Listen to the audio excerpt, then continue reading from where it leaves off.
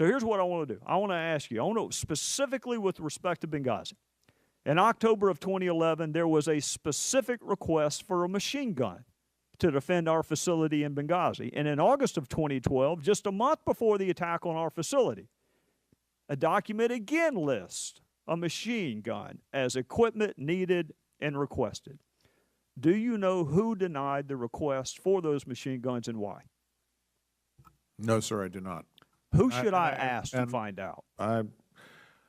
You can ask me, sir, and I'll go back and research that. Would you do that for me? Yes, I will. Have you watched the video surveillance from the night of the attack? I have. Without going into great detail, would you agree with me, or do you at least see why somebody on the ground might have asked for that piece of equipment, given what you and I have seen in the surveillance video? I mean, thinking back to the video, can you see how that might possibly have come in handy that night? In my review of what happened and looking at that, I think the agents made the right decisions at that point not to engage. I think that they were equipped with fully automatic weapons, not quite the rate of firepower of a machine gun. I agree that machine guns can be very menacing and have a tremendous effect. They wanted them for the rooftop.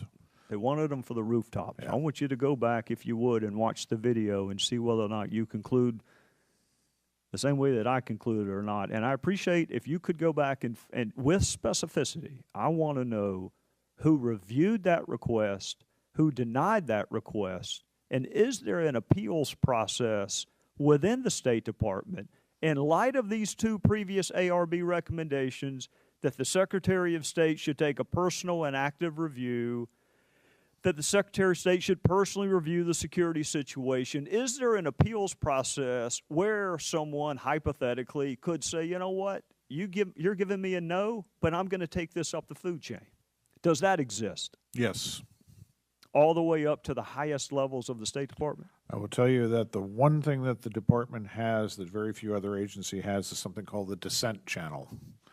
And it is a channel that we highly prize, and that if you disagree with policy or you disagree with a decision, that officers in the Department of State at all ranks and all locations have the ability to send something directly in at the highest levels through a dissent channel cable and say, I disagree with something, and it goes to the highest level.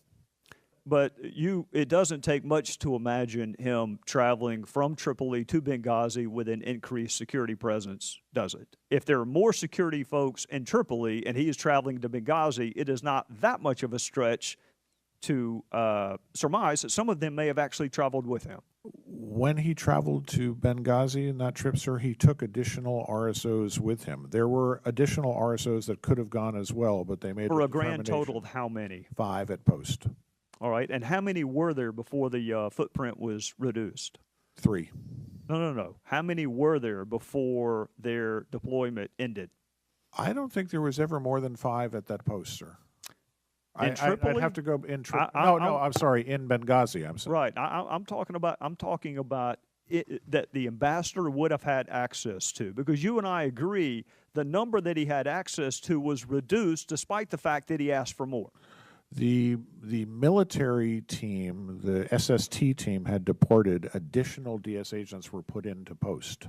All right. Well, what I want you to find out for me is this, because this is a presidentially appointed ambassador who made a pretty plaintive pleading. In fact, I'll quote it to you. Our efforts to normalize security operations have been hindered by a lack of host nation security support,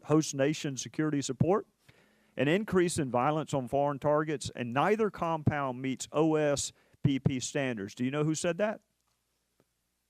From your context, I would think it would be the ambassador. It was the ambassador himself in what I would describe as a pretty plaintive pleading for some help, and this is the response he got. No, I do not want them to ask for the team to stay. Do you know who said that to the ambassador, the presidentially appointed, Senate-confirmed ambassador?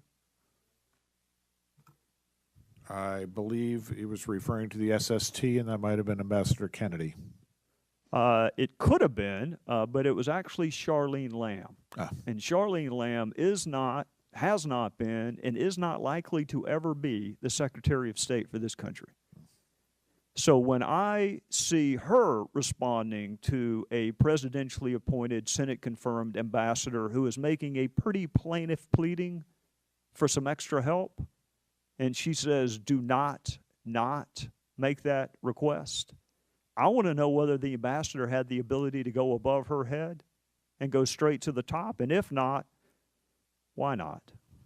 The ambassador certainly did have the ability to go over her head. Sir, I do think that the one salient point that must be discussed is that there was quite a bit of discussion about relieving the SST, the military team that was there and only provided static security at the compound, with additional diplomatic security agents who could provide static security and mobile security. I think that was why the decision was made to release the SST. We were replacing it with personnel that actually had more capabilities. Well, Secretary Starr, my time is up, but sometimes when everyone is to blame, no one is to blame. And part of the frustration that Mr. Roscom, I believe, so eloquently remarked on today was the designation of the facility itself, and then you have our heretofore failure to understand what policy would have been so important. You testify that we have how many unpersoned posts right now? 5? Did I hear you correctly? 5? You were going through a series of numbers, and you said, well, 5 of those you can discard because there's no one there. Correct. So we do close facilities. Yes, sir.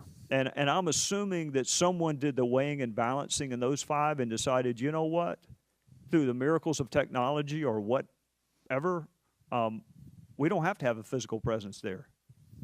So you can understand why we would like to know what weighing and balancing went on with respect to Libya.